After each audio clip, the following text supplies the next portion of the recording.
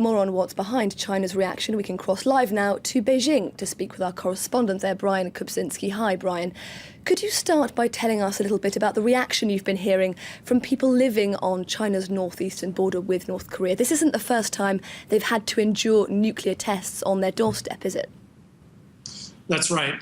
There have been reports of buildings shaking, of people running out into the streets, and students cowering in their dormitories.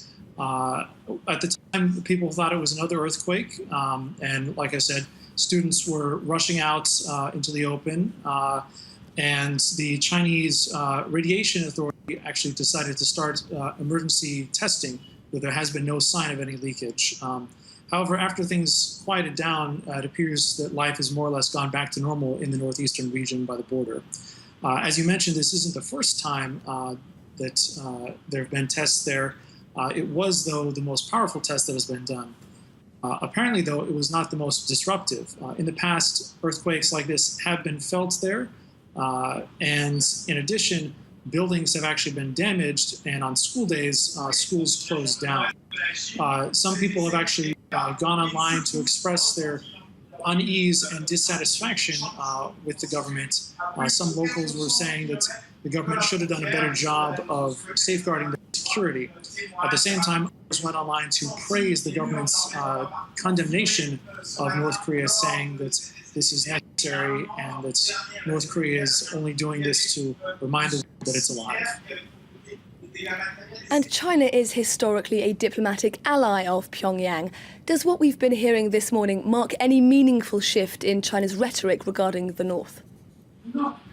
This does appear to be the strongest condemnation thus far of Beijing towards North Korea's nuclear activities.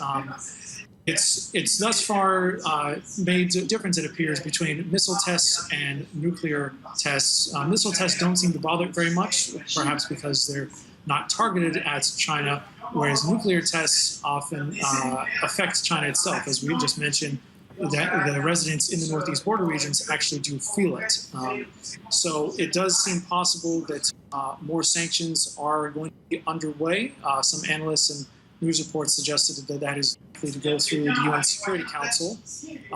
Some other analysts have even suggested that China has been kind of holding back intentionally in case of a test like this, so they could pull out more forceful measures.